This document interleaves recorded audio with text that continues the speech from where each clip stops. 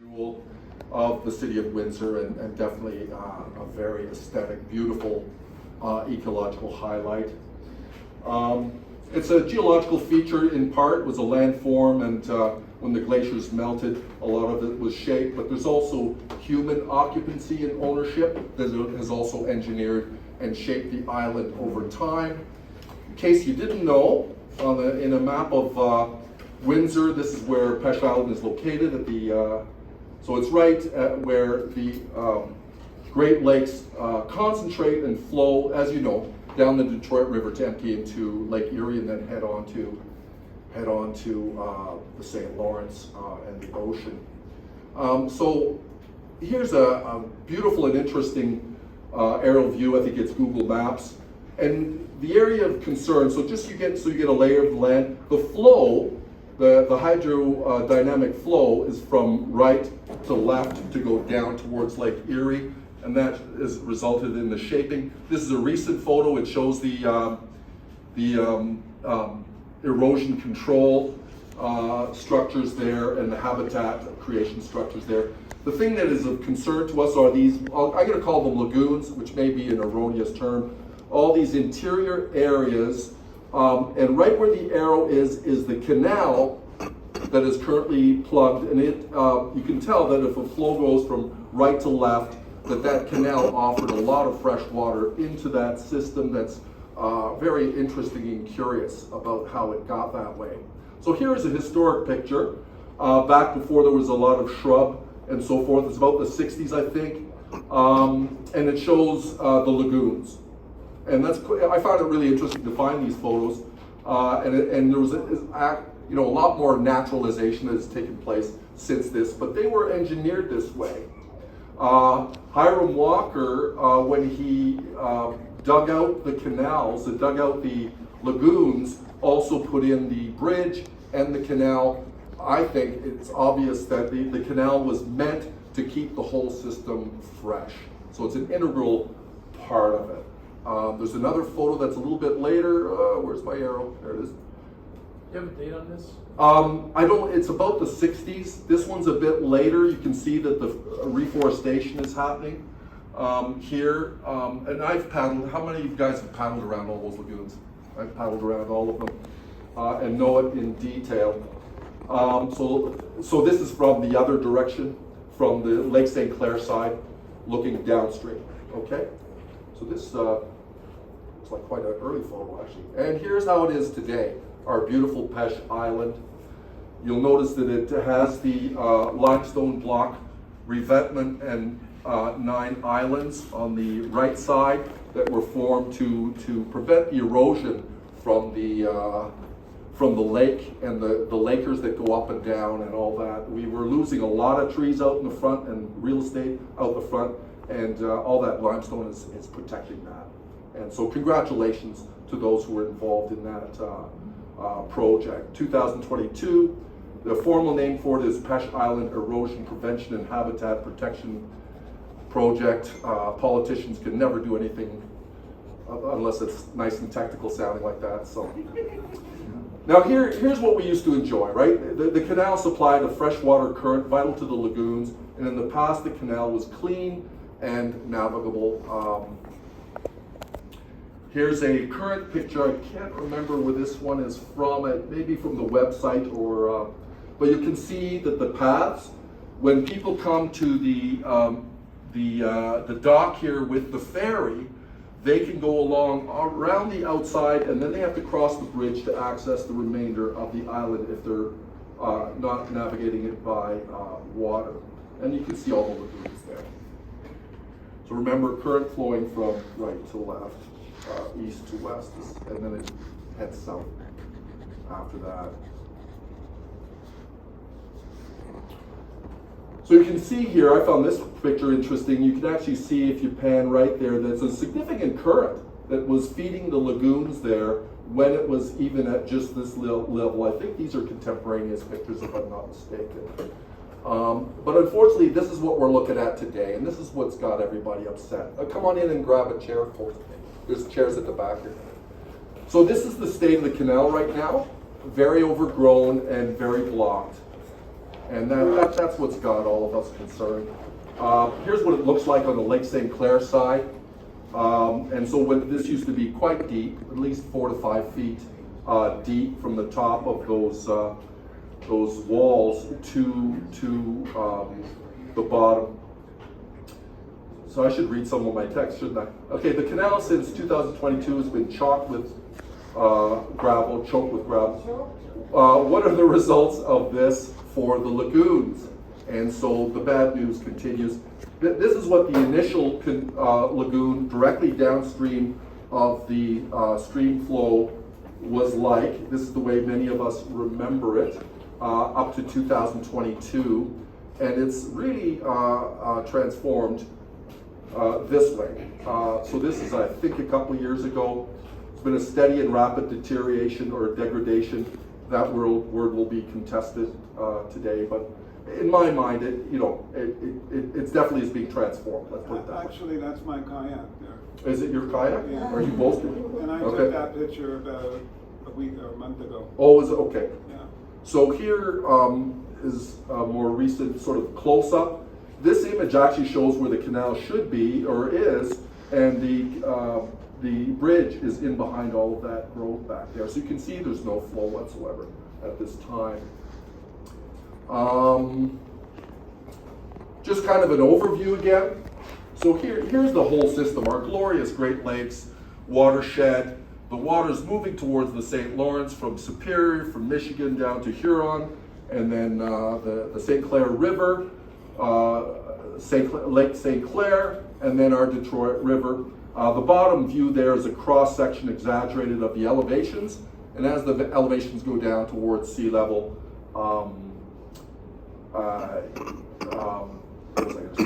that's what causes the flow, right?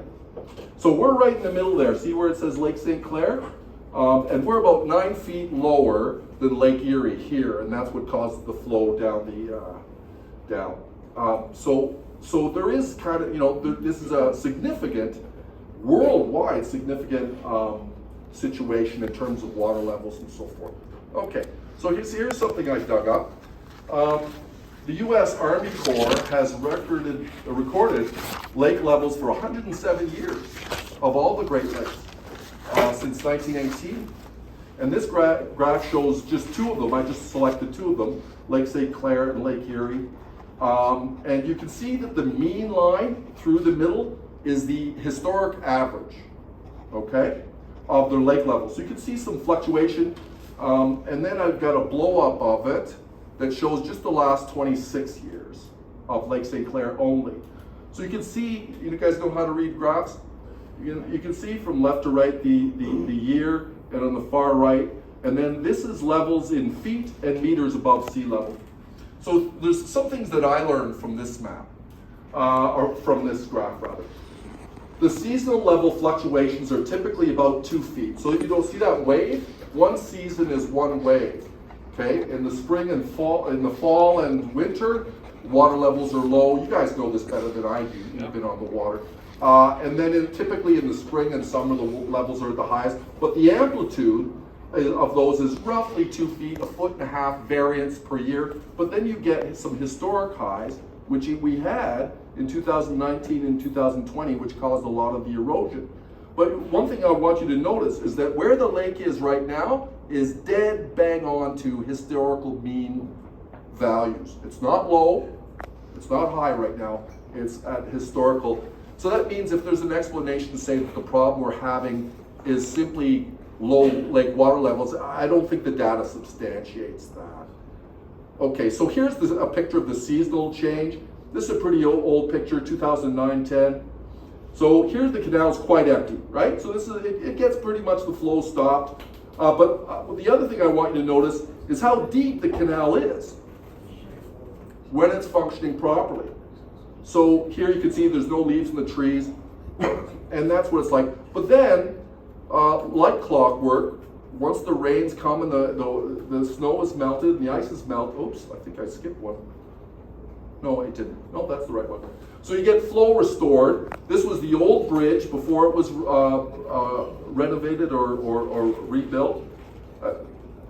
renovate, that's the wrong word. What's the word? Refurbished. Refurbished, yeah. So there's a significant flow when things are moving along. And the other thing I want you to note is the height of the bridge to the water level and how there's a good clearance of, 4 feet there. And the width, there was a sustained flow right across the width of it. And that's what a lot of us would like to see again. What's happened since 2022 to account for the current conditions? There's been a few things happening. I'm not going to draw causal relationships here, but simply look at chronologically what's taken place. So the work that was done on the bridge was done by FACA, Incorporated, was completed in the December of 2021, and in the process of doing it, they did dam it up, and in those bags, they're called super sacks, colloquialized in a colloquial manner. There's FIBC, I can't remember what that acronym, what am I want? Don't ask me. The short form, it's a short form for a more technical word for that. So there was a lot of stuff there to block it so they could do the refurbishment of the bridge, okay? So that all took place. A lot of us went to the island and saw that. Now here's kind of pictures of the situation now, with high levels of material. After the bridge work, there appeared to be abnormal large amounts of gravel blocking the canal. There are various opinions about the reasons for this, and I can very definitely stand corrected regarding this. It certainly seemed like a really abnormal amount, not only in the canal, but on the sides too. And part of the shaping of that was people going in there desperately trying to shovel it out at various points. So there's been some movement of some of the material there. I just threw this slide together in the last day just because there have been suggestions about what's taken place. So here, answering key questions that might prevent action from correcting the situation. How did the gravel material get into the canal? Is it likely to happen again? That's the big question. Is there going to be an ongoing expense for it, and that kind of thing. So objection one, littoral drift is a possibility, and Dan, I think you wrote a long piece about that, and I read that. The movement of sediment along a coastline due to wave action. Here's a slide that just shows how that occurs. Usually it's over a beach that's inclined, which you can find like on Lake Huron and Lake Erie, to have significant littoral drift going on. Which doesn't seem to be the situation here at Peche Island, but I stand correct. I could be wrong about that. Objection two, unusually high lake levels allow hydrodynamic current and lake wave action to push material into the canal on a regular basis. I think we've observed that, and I think these gentlemen will substantiate that. A couple of responses I have to that. But lake levels have not been above the historic mean since 2020. So whatever, it hasn't been unusually high conditions since then. The canal and lagoons have existed for 135 years. Had these dynamics been factors to have the current situation, the canal would have been blocked long ago. And maybe it has been. Some people may know of that. Now, here's a little thought that I have down to the bottom about this, response to both 1 and 2. The threat of future natural deposition is mitigated since loose sediment is now captured behind the revetment limestone blocks. So it could be that the very erosion mitigation would prevent this from clogging up in the future. That might be a factor. It's just something I thought of as a layman here. Possible explanation, current situation is a one-off problem. That's possible. Material might have been left from the bridge restoration project with the bulk bags used to dam the canal. That was expressed by a number of you, so I expressed it here that that's a thought that of why some of that material may be there now. How are we doing for time here? Okay. The blockage is 2 to 3 feet higher, just eyeballing it here, from even historic high levels. So there's no way a flow will ever happen again unless some of that material at least is removed. I think everybody knows that when you're at water level in a boat as well. So here's what's going on in the canals. I'll try to be brief about this. There's some material that's going in there, some biological material there. Filamentous green algae, which forms floating, dense, slimy green mats. That occurs naturally, but it seems to be occurring at an alarming rate in the lagoons now. And then there's cyanobacteria, photosynthetic bacteria that forms a scum-like film on the surface. Don't know if that's present here, but it's a problem sometimes in Lake Erie and other standing water situations. I got all kinds of biology stuff here, but I'll skip through most of it. Some things that are worrisome about this situation, okay? Decline in water quality, depletion of oxygen, sunlight blocked from submerged plant species, disruption of natural marsh balance of organisms, organic decomposition produces foul odors, acidic byproducts, and extreme nutrient levels, which will just, encourage this kind of growth to the point where it will be irreparable without human intervention. Some algae blooms actually produce levels of toxicity, and finally, you can reach a place where you reach a dangerous trophic collapse situation where recovery requires major human intervention. So that's what can happen. Here's what we're protecting. I'm not going to read all this.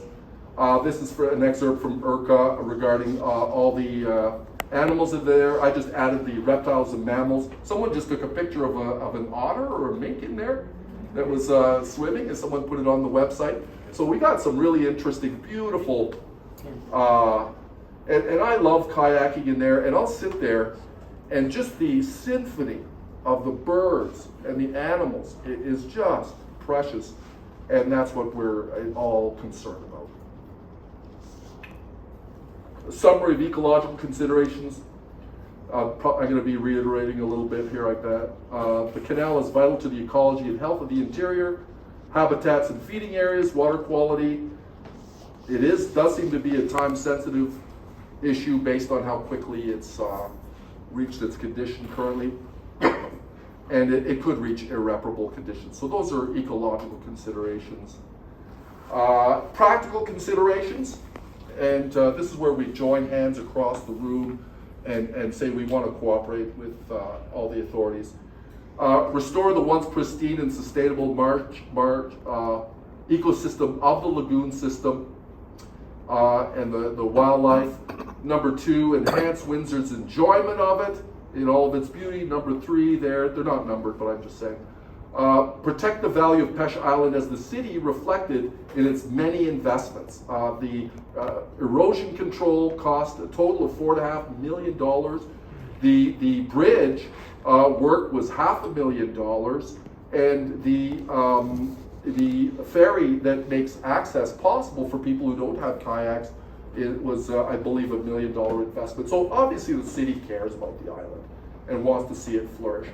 Many make good on the promises the city and its officials have made to preserve the island about which they boast so frequently. And of course, it's an opportunity for them to react and respond in a way to all of our concerns. So that's the upside. I'm almost done, folks.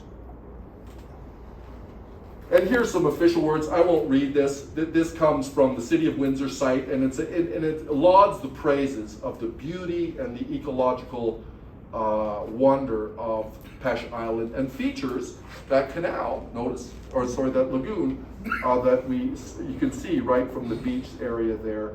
And the mayor himself has said, Peche Island is a treasure for our city and region. This work is going to help ensure the island remains a recreational destination and protects environmental habitat for generations to come. And with that, I close, folks.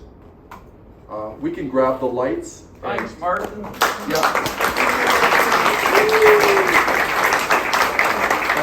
Can you use your outside voice, please? My outside voice, yes, I'm sorry. You can come right to the middle. My name's We tried to Dan. get a PA, but Yeah. My name's Dan Crutch. I'm with Landmark Engineers. We've been involved with Peche Island recently. We did the bridge restoration for the city, administered that. We also did all the erosion protection for ERCA / Environment Canada on the north side of the island and around the northeast side of the island. A few things. First of all, there was a suggestion that the contractor may have left some material behind. I have photos that I'll send you to show you post-construction. The site was left exactly like you see it here. Water was very shallow and the beach was already forming in front of those walls, as you can see. And as much as everybody's looking for someone to blame for this issue, this is all natural process. It occurred in 2013, 2015. That whole thing was just in the same state it's in today. And it suddenly opened itself right up. As soon as we had high lake levels with a storm, you breach through the barrier beach, you got beach formation that is all that sand. Could you go back a few photos, please, Martin? Oh, yeah, so which one would you? Yeah, the one that shows all the sand in front. You made a comment as to how high it is and what you think. Yeah, so that's from one view, and the other view that shows it a little better is... So the other thing I There brought you go. along, just for everyone's information, I'm glad you had the lake level information, because there's a really good resource for everybody that they can look up. But there's Environment Canada, Government of Canada maintains websites and they track water levels monthly. There's bulletins, they look like this. It's got little charts in it, which is the same basic chart that you had shown of lake levels for all the Great Lakes. And currently, Lake St. Clair is slightly below average, long-term average, for the month of August. That's the last report I printed up. And everybody needs to understand, between high average and low average, that means the monthly mean water level high and the low monthly mean water level, there's a 5 foot, 5.5 foot variation. So from the high water levels to the low is 5.5 feet. We're 2.5 feet approximately now. Yes. Is that month or per year? No, that's long-term average levels. When levels were low, they set records in 1964 is when the lowest levels were that set records on the Great Lakes. When were the levels the highest? 2019 and 2020 Go to your previous is the slide. highest. Is the highest. These here peaks that are shown. There. That's the These historical. peaks are the historic high levels for Lake St. Clair. We're down here below average now. It's 2.5 feet difference from here. This is 174, 170, 577. I'm sorry, 574, 577. It's 2.5 feet difference. So, while they were building the bridge, levels started to decline. They peaked in 2020, and they started to decline in 21. And a year later, we already had levels dropping, and the beach material that is there, that's washing into that cut, is doing it for. My next point, historically, when Hiram Walker owned the property, they had a series of groins all along the northeast shore of the property. The shore protection were groins. They were cribs filled with stone and You wood. can see that from aerial photos. Yeah, you can see the old remnants on aerial photos. That type of a shoreline holds sand. Basically sand that comes up, basically gets stuck in between those, and it holds the sand. That's exactly the type of system that we had originally designed with water. I don't know if you have the drawings, but thanks to our wonderful fisheries and oceans, they prohibited us from doing a better job on the northeast shore. We ended up proposing a revetment, thinking they were going to laugh us out of the office. They said we'd prefer that. So there's some people that can be held accountable for what you see. But regardless, during 2019 to 2020, we had a lot of erosion occur on the north shore. You saw trees down. There was a lot of sand in the banks. All that material washed into the lake and is in the near shore. Here's a picture of that. Yeah. See all that? So in the near shore, which I would call anything within reach of the wave action, this is loaded with gravel and sand. And the predominant direction is from northeast to southeast. So north to south along the north shore of the island, that's the direction that sand is moving. And when it encounters this slip, it washes in, accumulates, emerges. It's a barrier beach is what you have. If you go to Point Pelee or any of those areas, the east shore of Point Pelee is a barrier beach system. So basically the beach forms, it comes up, emerges above water levels. Unless the water level is high enough to overtop it, it accumulates. So this is what you have going on here. The revetment limestone will prevent a lot of that kind No, of anything buildup? that's in the near shore is going to continue to migrate. Right. There's Even though no it's below water stopping it. level. Well, lake wave action reaches below the surface as well and can move it. Anybody who's walked on the beach, if feels that little ripply under them, that's sand. Now, this shoreline was mostly fine gravel and coarse sand. It wasn't fine sand like you'd find on a lot of beaches. So when I say this is beach deposition littoral material, people say it can't be, it's not sand, it's gravel. Well, gravel, even cobble can be a littoral material. Small stones and fist-sized rock can be the same thing. So that's what you're seeing accumulating here. It's happened in the past. I sent the city, and I believe I sent Howard, I sent you with the two images. You could see clearly that it was blocked off, it was emerged, it was high and dry through there in 2013 and 15. And in 2019, we had storm events that blew through. Once the current starts and washes through, it washes back into the canal. I have no doubt at all in my mind that these canals were substantially deeper when they were constructed by Hiram Walker. But over the years, they've been shallowing because this material washes in.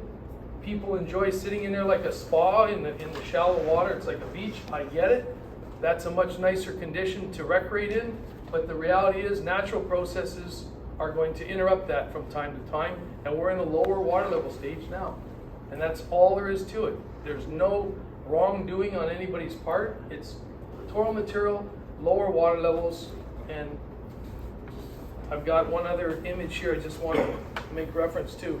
This is a little bit of a, you can't really see it, small, but this is a graph of the water levels in Lake St. Clair since 1900. 1900 is the first year, 2025 is the last year. All these peaks and lows are the August level from 1900 to 2025. Here's the peak that occurred in 2020, 2019, 2020, and here's where we are today. So levels are much lower. Now what is the solution? Depending on what you want to achieve, if you want to restore flow here permanently, you're going to have to dredge not just this canal out, but this canal as well, because there's only, the bottom of this canal is at an elevation of approximately 174.6, which is more or less where water levels are today. That's why you've got mud. Okay, when water levels come up 2.5 feet, you're gonna have 2.5 feet more water over that area. If you want it to be water all the time, you'd have to dredge this out from here to deep water so that current continues. Then you're gonna have to do something at the mouth of this to deflect the sand past that so that it doesn't come into that opening and accumulate. If we dredge this out tomorrow, I give it 1 month and it'll be right back cut off again.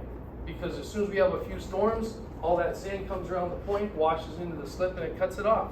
It's that simple. Before this little peak in water level that we had, we had a big peak.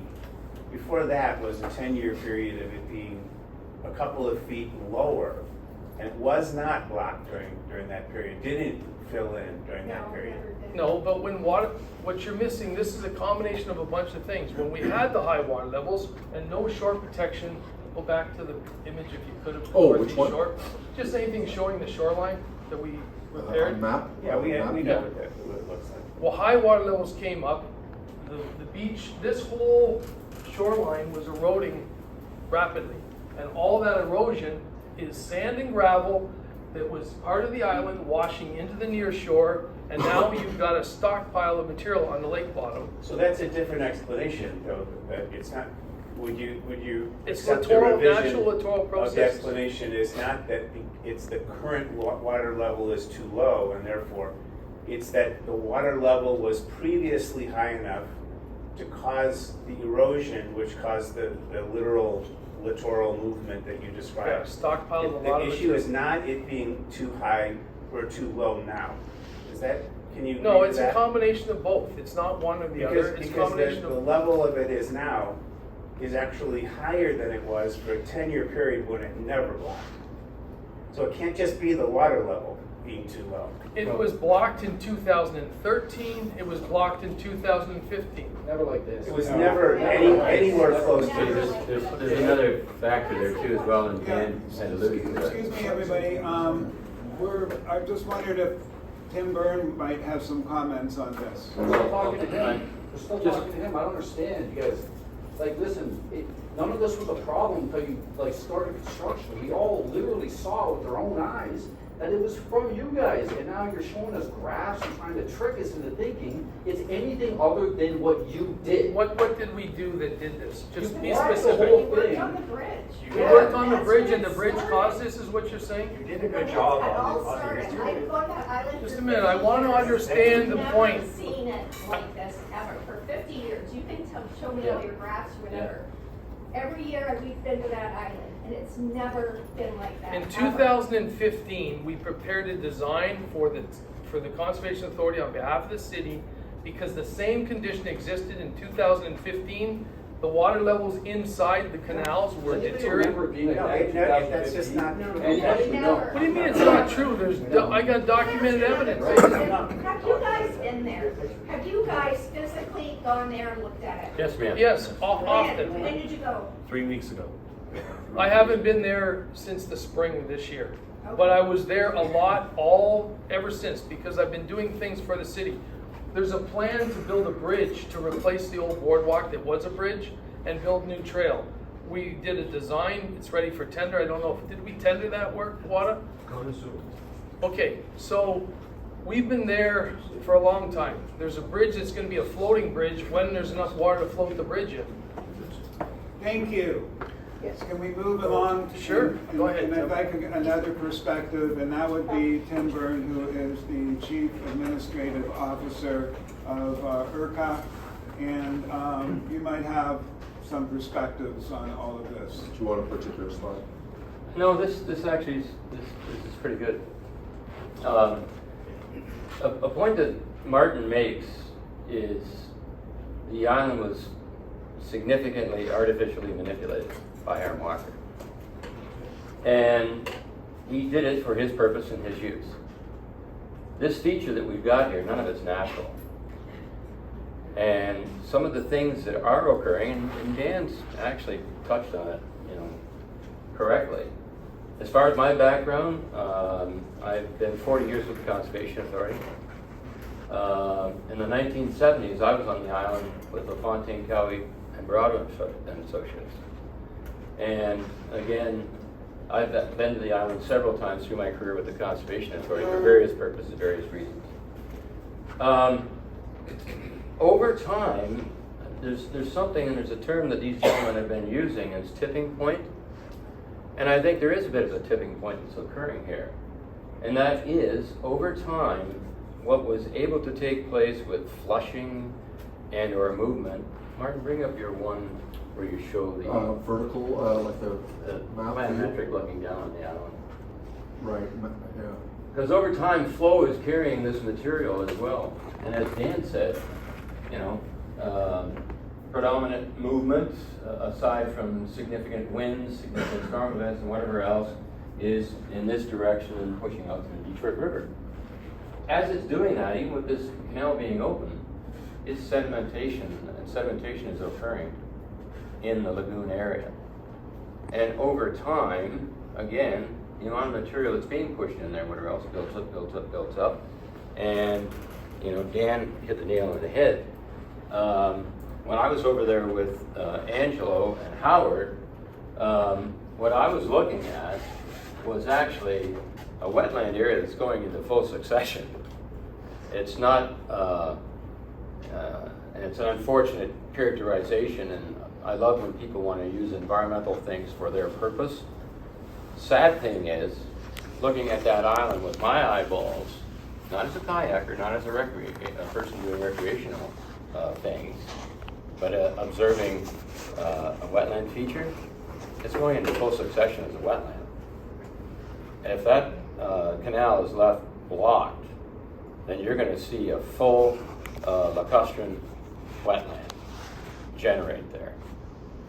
That will be counter to the use of it as a park. Oh, there it is. For sure. There it is, eh? So You know what? Like, there's no conspiracy here. There's no whatever. But you're looking at me with attitude, dude. Yeah, I am. You're just a Yeah. Well, knock it off. We're having a conversation. Wait. We're just gonna get along. Can we not take like this? Listen to this. Okay, Yeah. if you, Can I if listen you're to not this? happy, Yeah. then. Look at yourself, bud. Yeah, look at yourself in the mirror. Okay, different tone would be helpful. We're not gonna have that. I'm not taking Serious, that. I can't listen to it. Okay, then leave. Then leave. Leave. Goodbye. You don't know what you're talking Thanks about. for coming.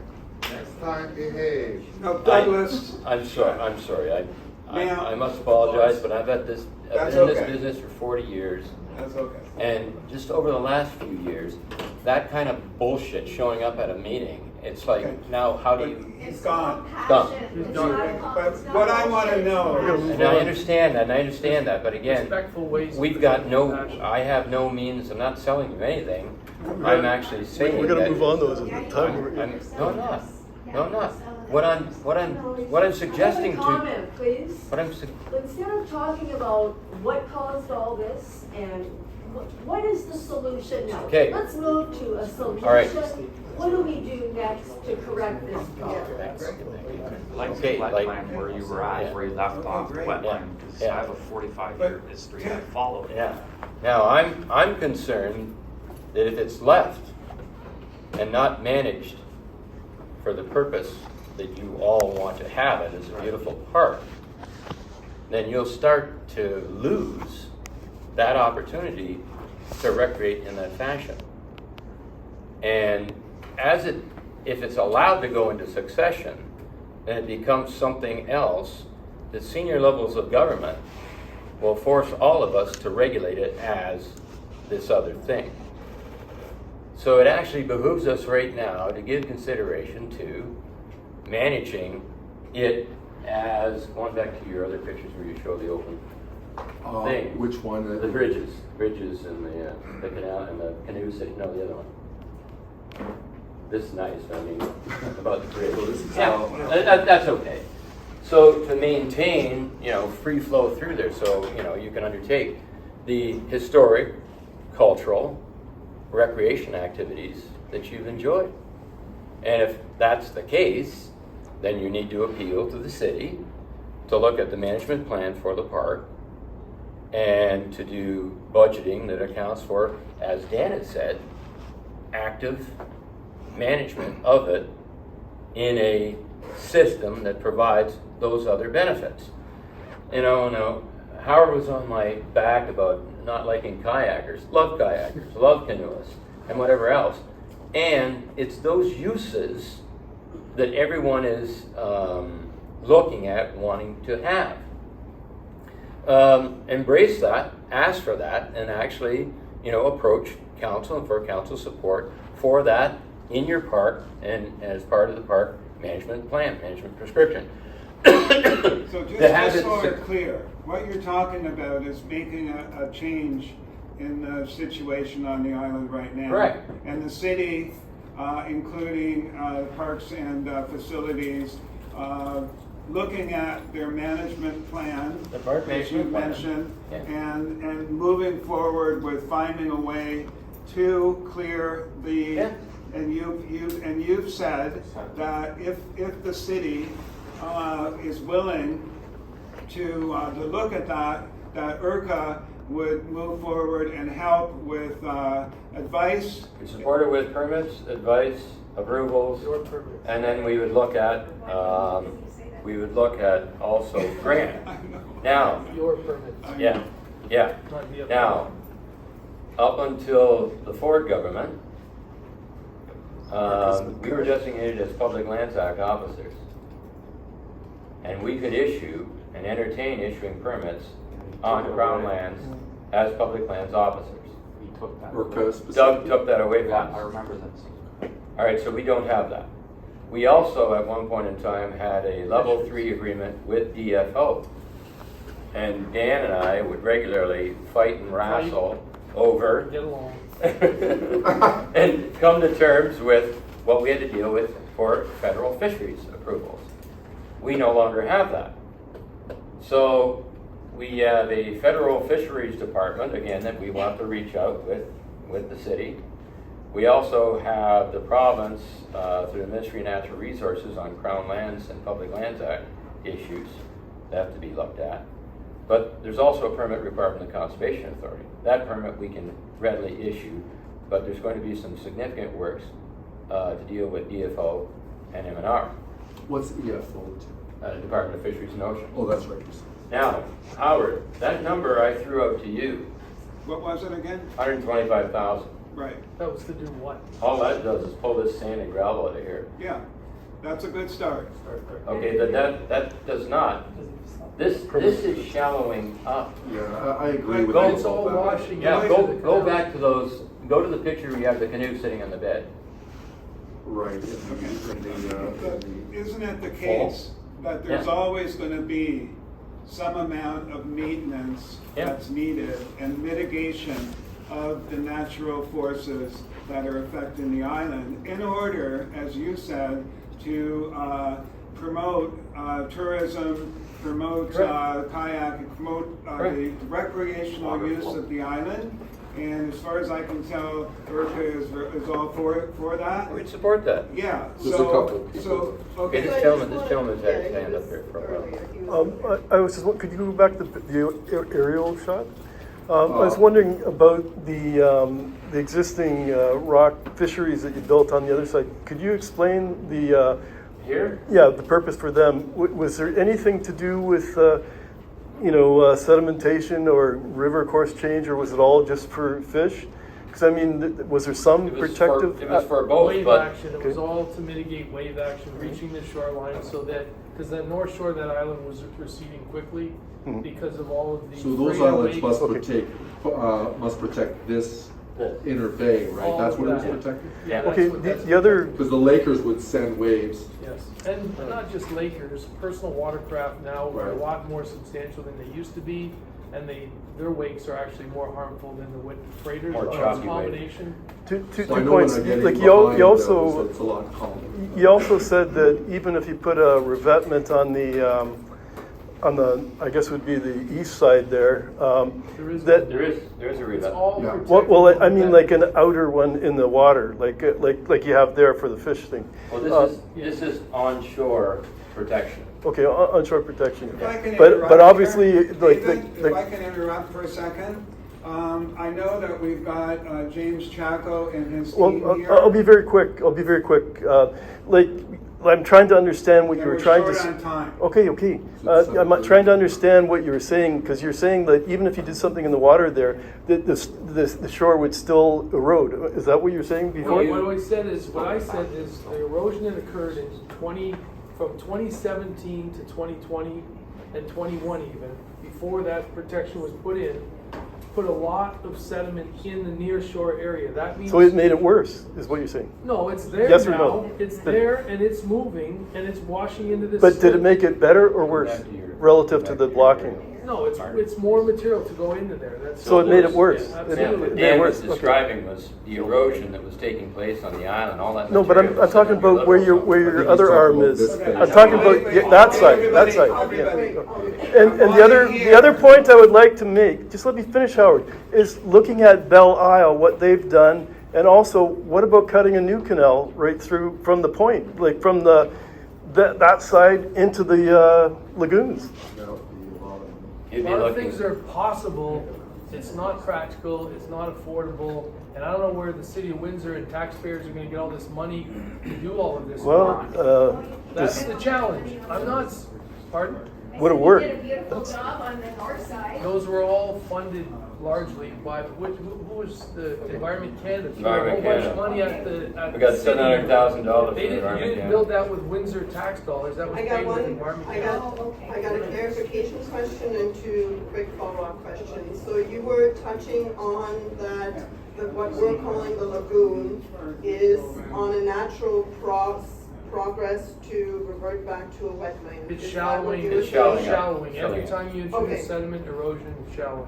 Is there a recommendation by ERCA to the city about that or about what should be done about that process? Well, that process is a natural process, so. It's not harmful. It's It's not. harmful to No, I'm just kayakers. asking if there's a, We if would there's a suggest, recommendation. we would suggest that the city park management plan includes language that allows for these uses. If that's Management desired. as a park, as opposed to As a letting it park. go to a wetland. And the worst thing that you can be doing right now is misrepresenting that any of the Harmful. ecological things that are occurring are harmful because you'll get a phalanx of biologists, fishery biologists, terrestrial ecologists arguing it's a succession. Well, to most of us, this doesn't look nice. Okay, so No, the question. because, yeah, it's a okay, so wetland the going into question succession. is, though, is that It's not what you've normally seen Okay, my before. question is though, is that your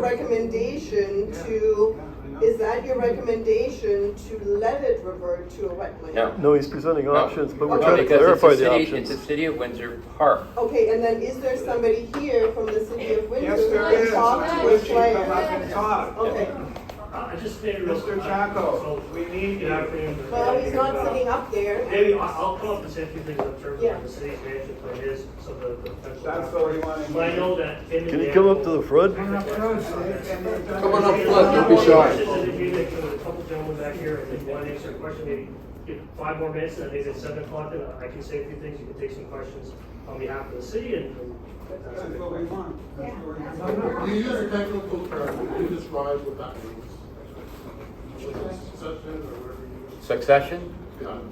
What- Succession is the natural process that a body goes through, either a body of water or a landform or a wetland that goes through. A wetland, if it's not even a wetland, requires management, water level management, other things, because if it's allowed to sit, a wetland purifies water and what have you, and then it starts accumulating Wet sediment, sediments. and then you'll see poplar start to grow up and spring up in it. And then the leafy material and other things that take place around it and what have you fall down. Then it starts to go into another type of tree growth, another type of plant growth, start to catch more sediment materials. It's called succession. Eventually it'll turn into a wooded swamp, Yeah. probably. Yeah. And there'll be no access True. through there. So it needs to be managed and maintained, if that is What you want. what, the city, and when I say the city, I don't mean administration, I don't mean council, I mean the city as a whole, which is you and them working together on how you manage, that as a resource. Just in terms of Peche Island's protected natural area, just understanding, because I think some of us would frame as the island is dying or in that regard. What's the best for the ecosystem of the island? If you're looking at it as a protected natural area, There's different ecosystems, what's the best thing to do for the ecosystems of the island? Well, the island is not degrading, it's changing. And then Martin used the term, it's transforming. And it's transforming to react to, again, some of these processes that take place. There's nothing about this feature that is purely natural. Hiram Walker went in and changed the whole thing.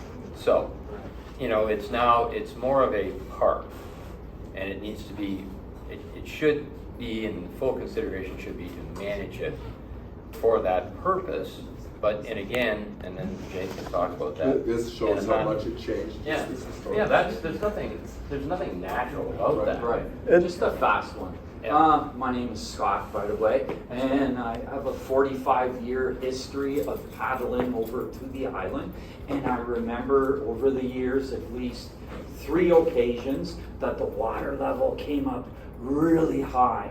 The first one I remember back was in the mid-70s probably, and they had sandbags all along Riverside Drive to prevent flooding. So my point, what I want to get to here is when you have these high levels a few times in a 20-year period or a 40-year, my guesstimation that at least 20% of this island's eroded away.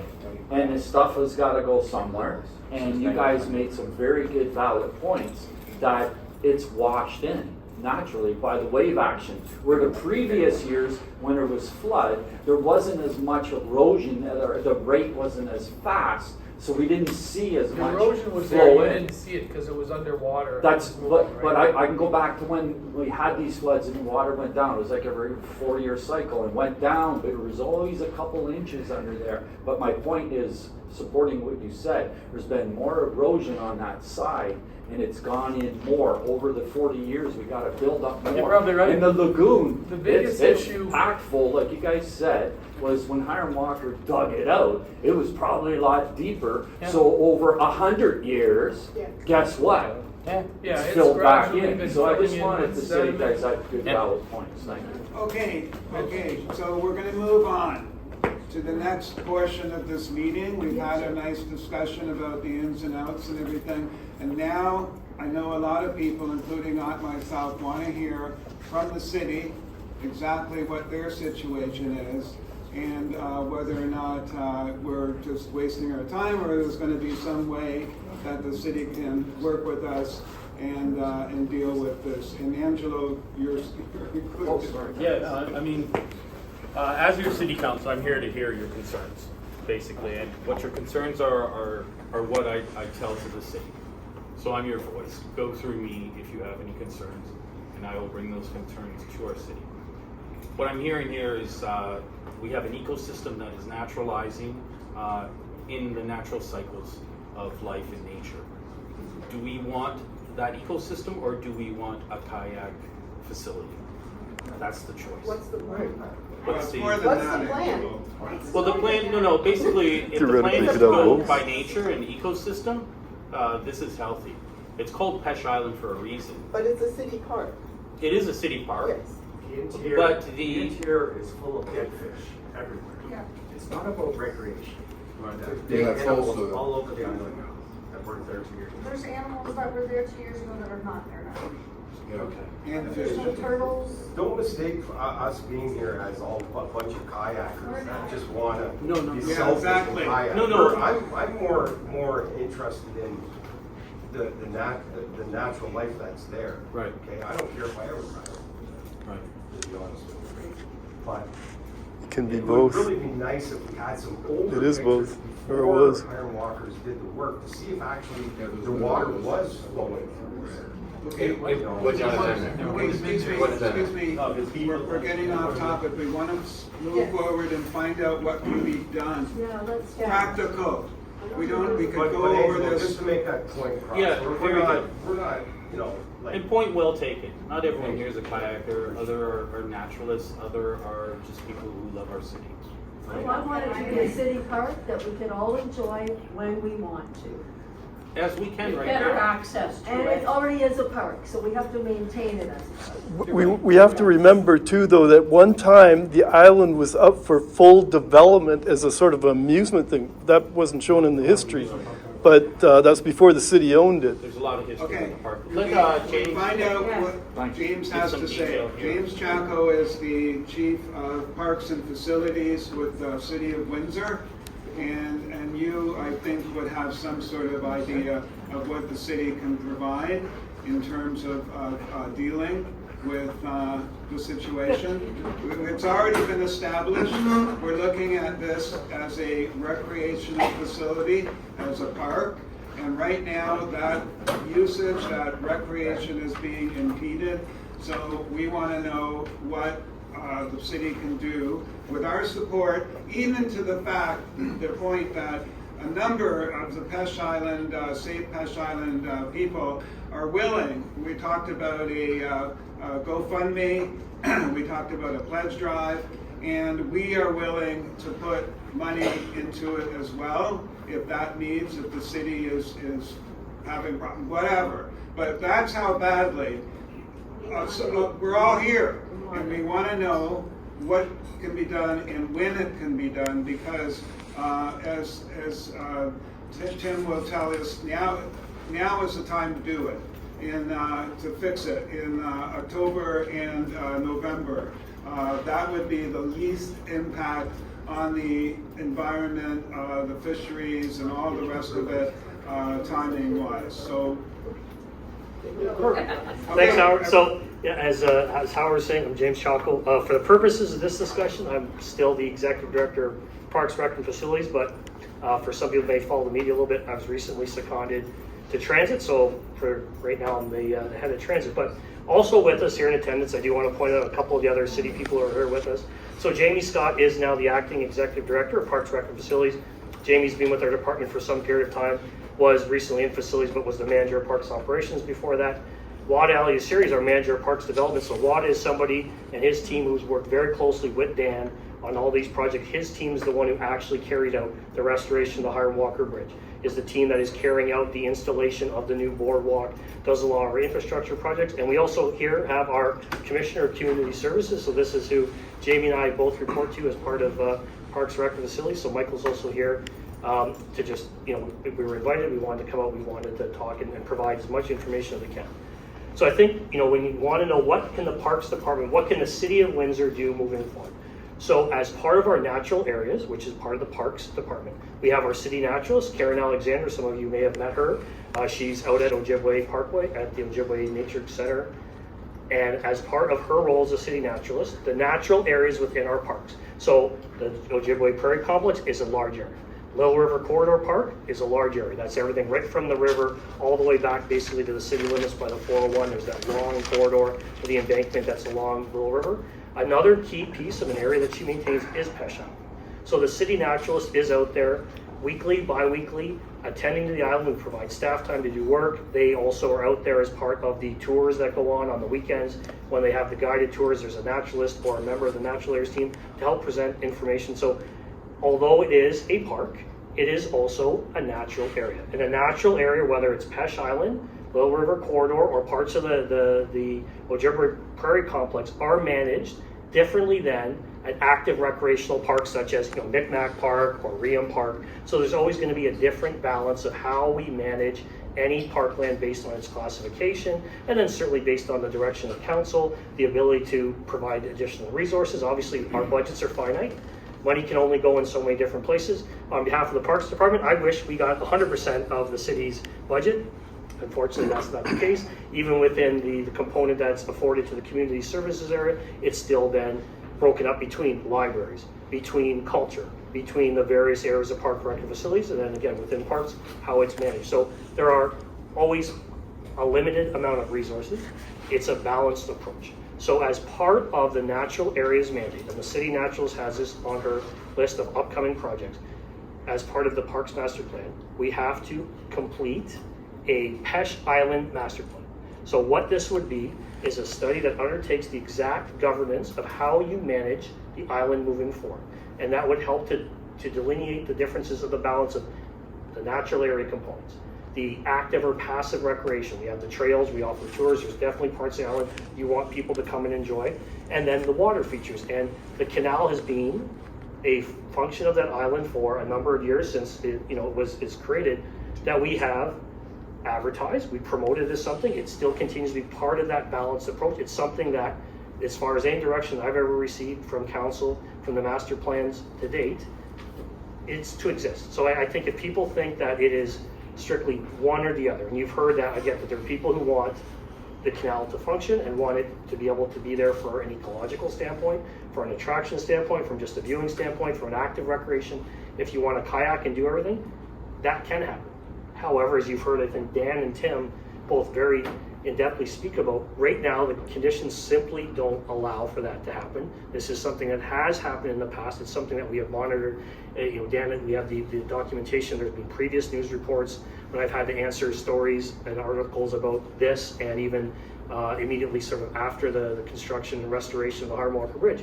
We did always link back to the previous times just within the last 10 years where there has been extremely low water flow and a buildup of sediment. If the plan is ultimately, in the direction of council, is to see this opened up again, I think you've heard there is a way to move forward to do that. It is not something that can just happen overnight. I think what we've seen in the past when residents such as yourselves or other people, and I'm not saying anything, like did anything wrong, they were trying to open up the canal themselves. And that's why you see all the sediment up on the shoreline and everything else. It didn't stay open. It simply filled itself back in again. So until the conditions allow water to continuously flow through there, I think any attempts for us to try to remove that sediment now, unfortunately, is futile and just a waste of resources.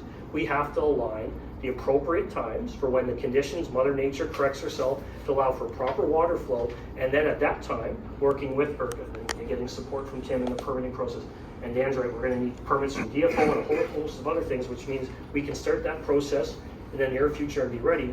Once the water, the lake levels, everything else does this, that, and something else, then we go in, remove the sediment, and then it'll allow itself to continue to flow through. Because if the concern is now that there is so much built up sediment, maybe it doesn't quite flush its way anymore, which it still may do on its own. It will definitely, I will state my reputation that someday when water levels return to the 2019 levels, and they will, But this is that will average, they'll open up- never go high enough to flush that. Absolutely it will, because waves overtop and Take a wash, look. it happened historic, I'm not gonna argue.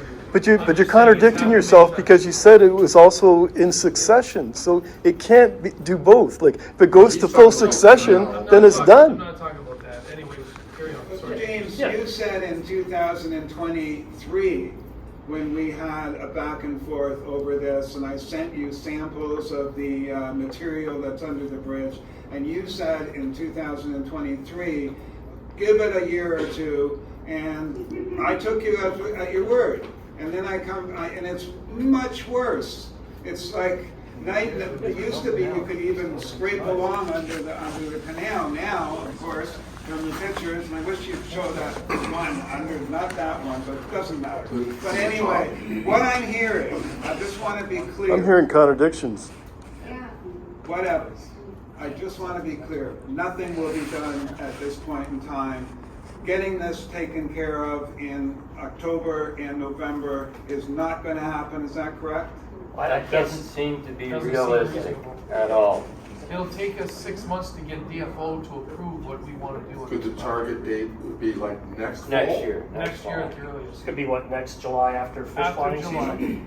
July So can we 15th. get you guys to put something down in writing so that you are, no, it's true though. Well, we have to get the rest of council to Right. approve a budget. Right. So you at can least have my at least opinion. we, the but public. you have 9 other people that you have to convince Right. that this is a priority. But at least, Keep that in hopefully, something can be done for next season. It is the end of the year this year. But yeah, we definitely gotta move forward or that island's never coming back. And even, hey, I'm for hunting and fishing and stuff, the diver ducks will only go up so far with the swans. They can't get beyond that wall of weed. And like some of them said, there's a lot of dead fish in there, so it's not good for the ecosystem on its own. And you can't get into the lagoons because it's too shallow.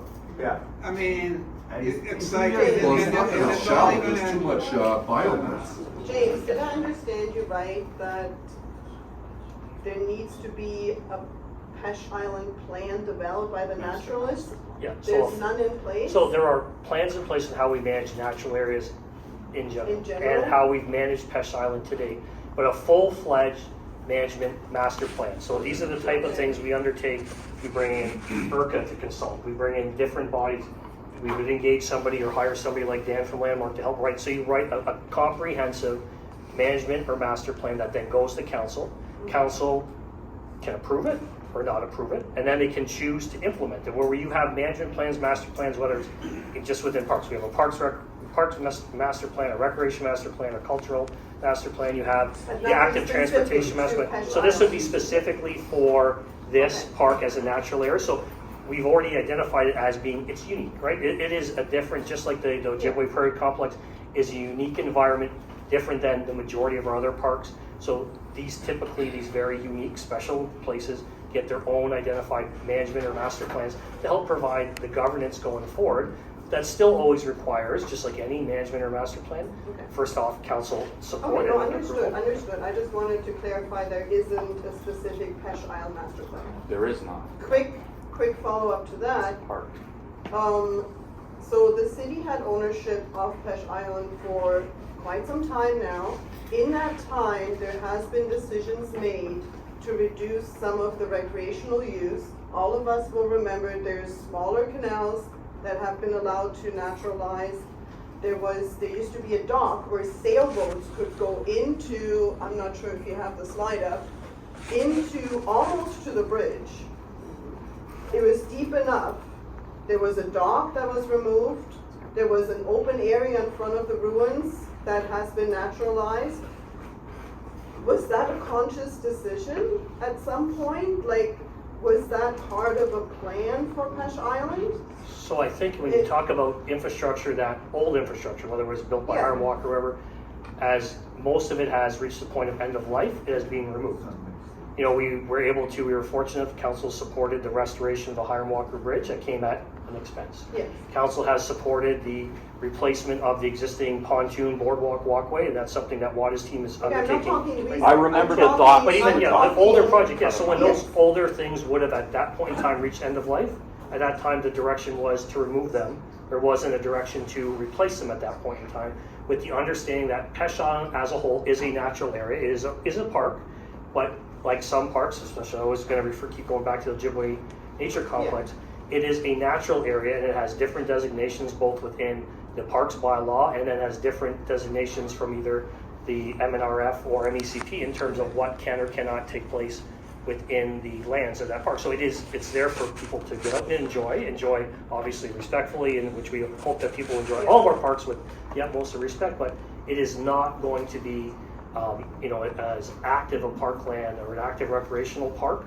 similar to Micmac or along such as the riverfront, but that doesn't mean there isn't a balance and there isn't an ability for people to enjoy it. We want nature and people to coexist there, but this would be a park in an area that's going to see a greater emphasis on protecting nature than again at more of an active, maintained, manicured park. So James, we'd like to know as a group what we can do to facilitate the plan you're talking about for next summer, if that's what it is, right? Because what can we do to work with you to get this done? How can we help?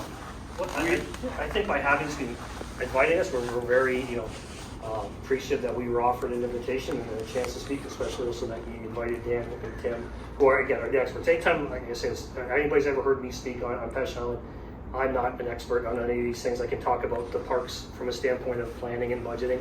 I rely on information I get from talking to these two gentlemen, from talking to our city naturals, the technical experts. I am then regurgitating the information I get from them. So anything I ever say that sounds smart, trust me, it's all them, it's not me. And the things that sound stupid, well, that's just probably just me and not them. So other than just agitating? So I think bringing it forward, you're going to bring a petition forward. Councillor Marignani is here. He hears you. I know that Mayor Dilkins is very much aware of this. I think continue to have those discussions with Could we Mayor and hear Council. from the new person that's going to be taking your place? Maybe we could. Is that a temporary situation? It's just a temporary situation, yeah. So, okay, but we'll bring up Mr. Scott. Just we'll put him on. You know what? Actually, maybe Jamie and Veronica can open him up here. Particular emails or something that you feel we don't want to harass you, but I think these people might like to know what ways we can communicate with you about this, and obviously you wouldn't want it to go crazy. Let's hear from the new person. As Howard was saying, you can see the interest. Yeah, right? I think by This is reaching out, only a sample. We've got 900 plus members of the SAFE group island, Peche Island, in the group. So this is a fraction, a small fraction, but there's so many people that are just concerned as crazy about this, and anybody that looks, and I do have to apologize, some of our group members can be a little over passionate, like me, but it's all because we care so much about the island. So I don't want to hold you. You're going to introduce someone. Yeah, let me. I'll just say real quick. The best way, hey, Howard, you obviously have my email address. If you want to collect from everything else, I have no issues if you give up my email to everybody else. I think one of the easiest way, and obviously I would always say contact your counselor first and foremost. There's ways that counselor can help this process out. If you create a petition, Councillor Marignani can bring the petition to council. It gets read into the record. It'll help to forward the conversation. Counselor can work with his council colleagues, with the mayor, on how to bring forward and have a discussion about this. That doesn't mean the direction, the ultimate outcome is going to be what anybody in this room may like fully, may not like fully. Like in most things, there's typically some compromise. It's always very difficult decisions when you have a lot of competing priorities, and really this is a balanced situation to try to get the island back to, I think, from what I'm hearing from the people in this room, how it was previously, while allowing for some kayaking, while also concerns about what the ecology of the island that people here would like to see. Again, I think you've heard from both Tim and Dan saying that the succession of the island and the sort of reversion to its more natural form from an ecological standpoint isn't a negative, but I get it is different. And that change is something that can at times be scary to people or unwanted, and it's fine. If you want to see always a more manicured island, I understand that.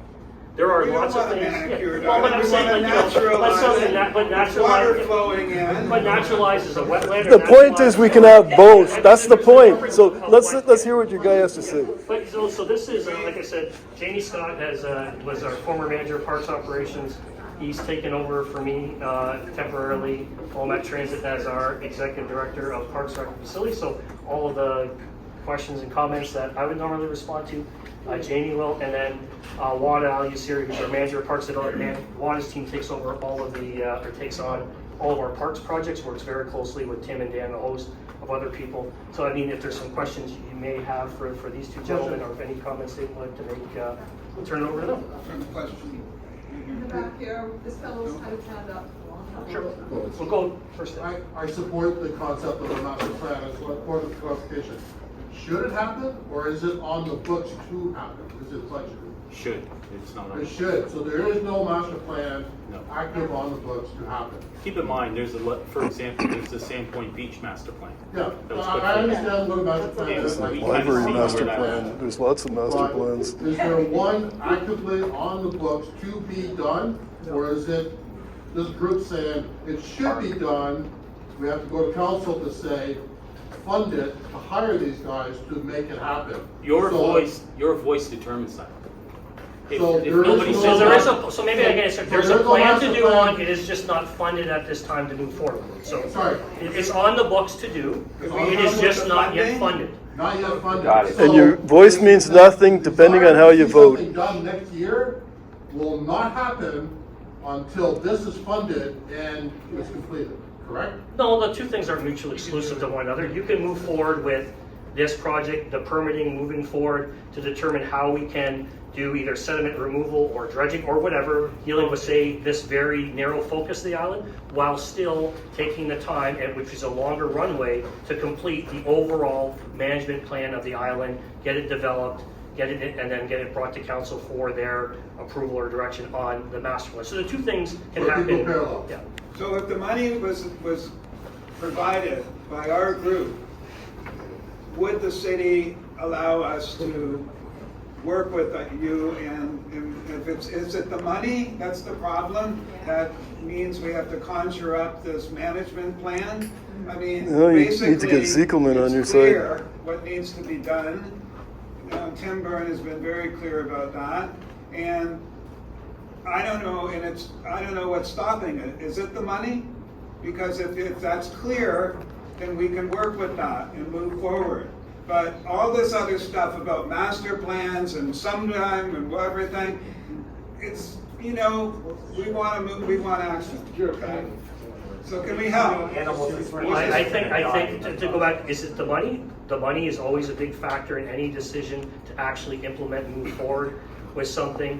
So if there was an opportunity for fundraising, for grant opportunities, I think a lot of the work that was talked about that has happened at Peche Island over the last 10 years was because we were successful. First off, we had support and direction from mayor and council. But then we were very successful with our partners at ERCA, other partners, and getting grant funding. Like a lot of these projects were funded with large portions of grant funding from provincial and federal in particular funds. ERCA can help to a point with supporting the grants, from helping us write the grants.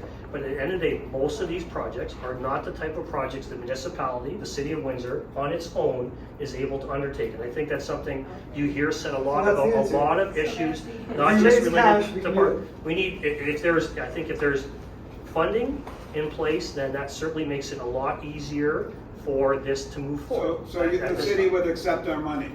I don't think anybody ever says no, somebody's handing money, but. If that's clear, then we can move forward, start a GoFundMe.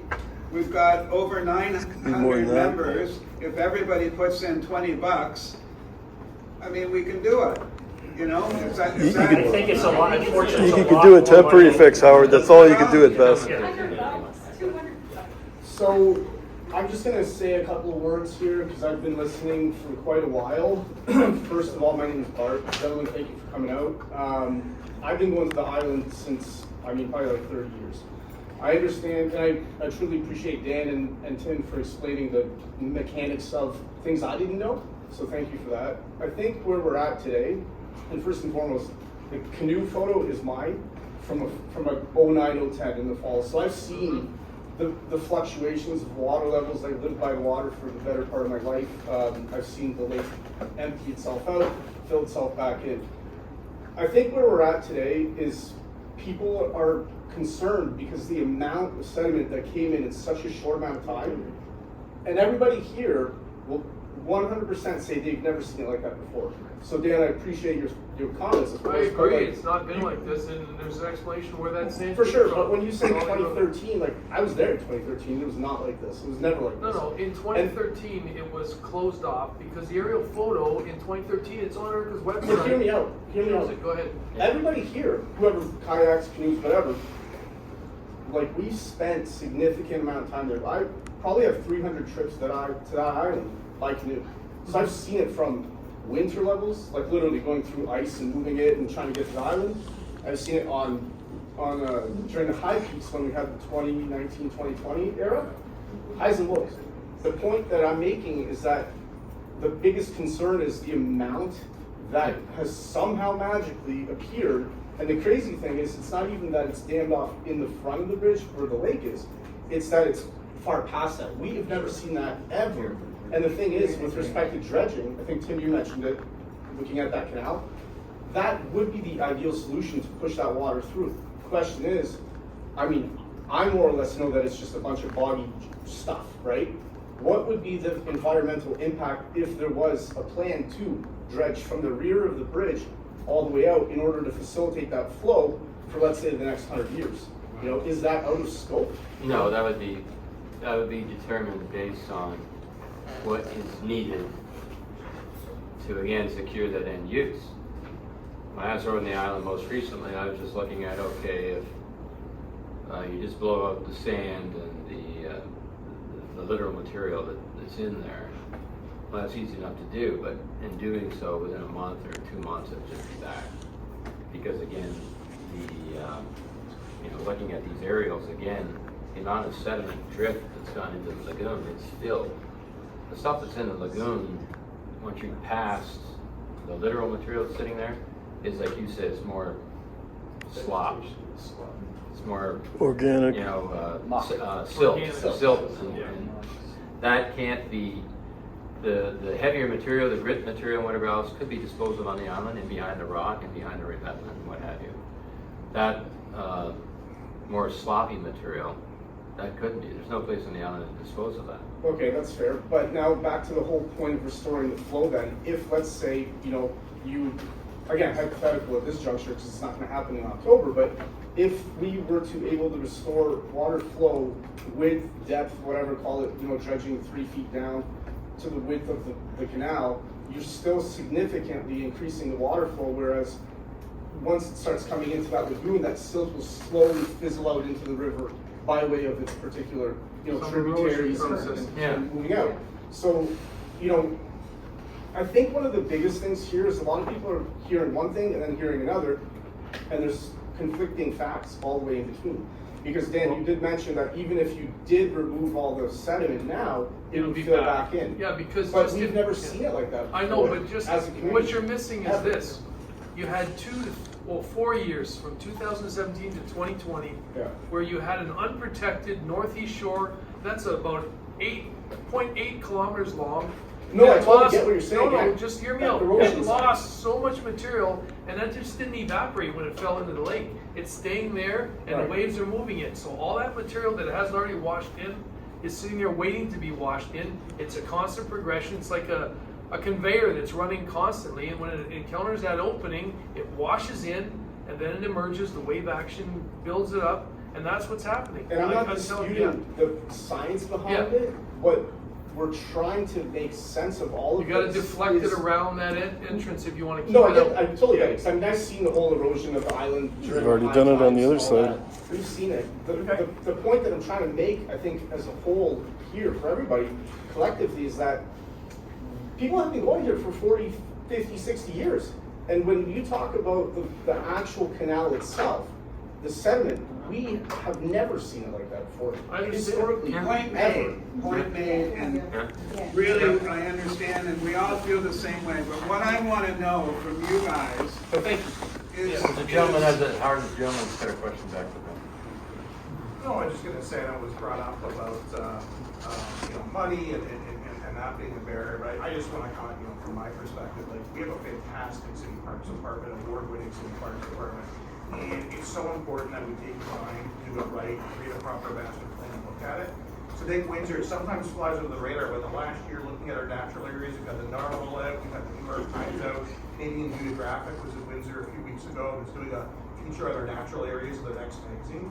So it's so important that it's not just about money or fixing a problem quickly, but about doing it right for the long term and trusting that our fantastic Parks Department is going to come up with a great master plan for us. All right, excuse me, we're just about, I just wanted to do some, resolve a little bit. Are people willing to participate in a GoFundMe thing, whatever it is?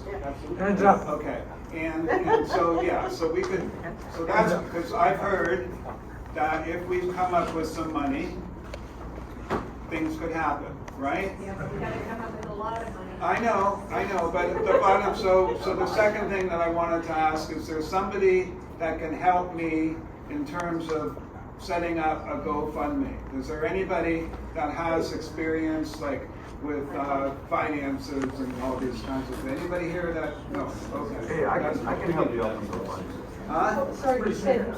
No, I mean, you can't do it yourself. No. Because anything to do with money. Howard. Huh? I'll show you how to do it. I'll understand work. Who? He's by the wall. You guys said Flocka was Okay. What's your name, sir? Nestor. Nestor? I have also a question.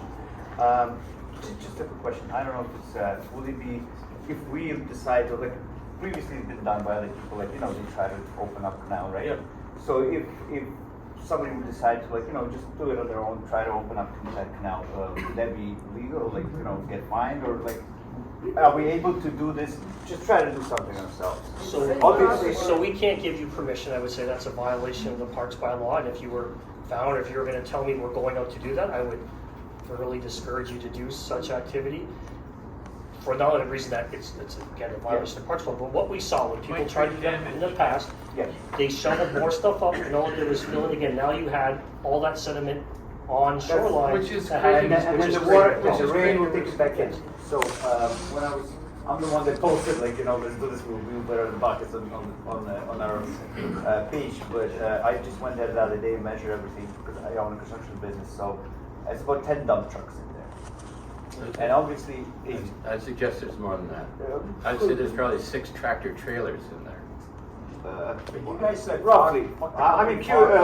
It's about probably 28, 20. Let's all agree, it's a large volume. Yeah. 48 yards. None of us are going out there with a bucket. Obviously, right? As a coastal engineer, I would discourage anybody from piling material up. No, behind it those has to be walls, 'cause removed. Those are gonna fail and fall into that's- the thing, and you're gonna have a bigger That's problem. how the right? part of my question. You guys said the company Flocka was responsible for putting it there. No. No.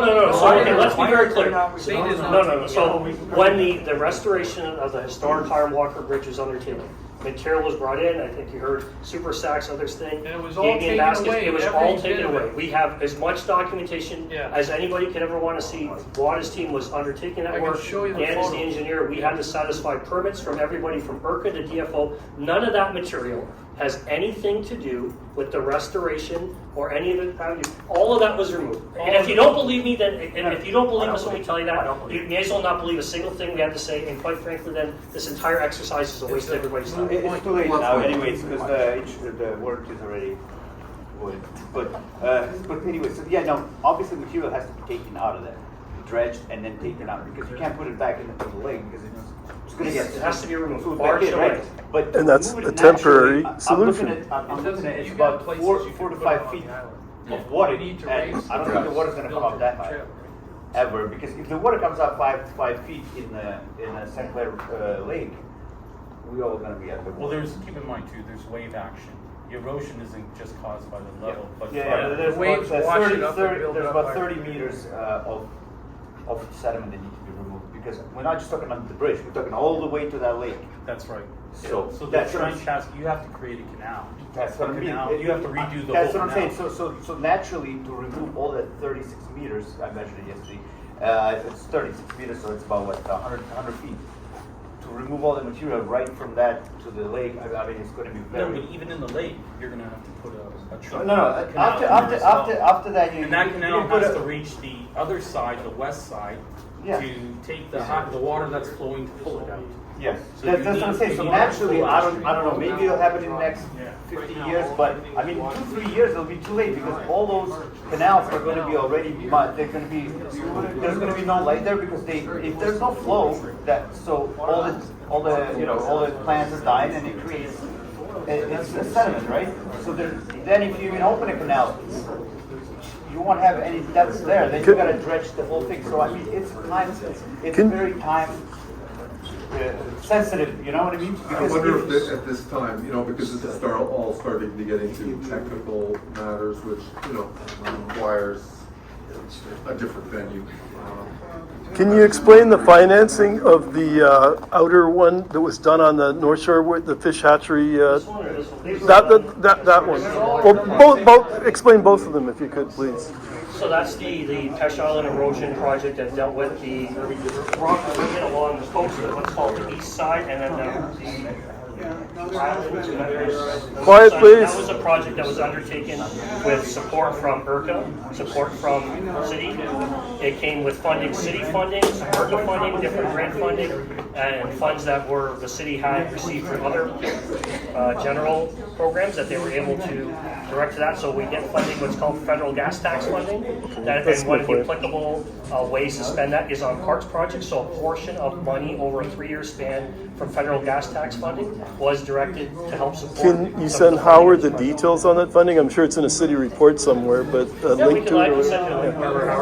There was a report why I moved forward, a lot of documentation on it, and some different, if you go on the Peche Island link, there's a couple different videos of things throughout the progression. So a lot of great sort of stories. How much federal funding? How much federal? Do you remember off the top of your head? In a couple of minutes, the library closes soon. So I just wanted to say this has been a very productive meeting. We've gathered a lot of information and we've given a lot of people a chance to have their say.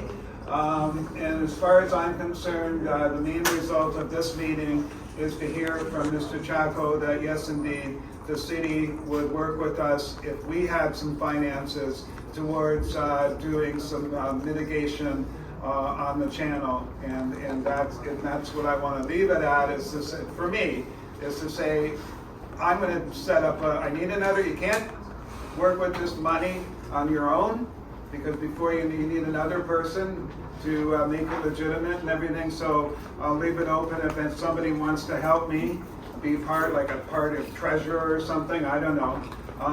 That's how it works, and then we could start to go fund. We have to open up a bank account. And it has to be serious, it has to be all regulated, so that's what I wanted to say. Howard, I'll add one more thing before we wrap up. I mean, the proof that we care and we want to listen is like our commissioner you and guys two executive great. director are here, you came, right? Yeah. So that's one thing. The other thing is, beside the money, yes, it's a big factor, but we have to see, like, even back when Hiram Walker built this 100 years ago. Lots of moving target nowadays that we need to deal with. DFO, environmental, species at risk. Lots of things that we need to satisfy, and these takes time and needs consulting involvement, we need the naturalist involvement. So definitely we are with you guys. We want to make things better. But at the same time, we have to cross all these hurdles before we can put shovel in the ground, so to speak. And third, I can assure you, like when we did the bridge, utmost care was taken care of. Like, I mean, FACA, they are not new to that's water under the bridge. Absolutely. Literally. It's dried up. It's dried up, Howard. Come on. That was a bad. Also, as you're going on, if you want my card, contact. I will be your. And I wanted to thank. I call you guys the Peche Island power group or something. You guys have been great. Thank you so much for coming, for sure.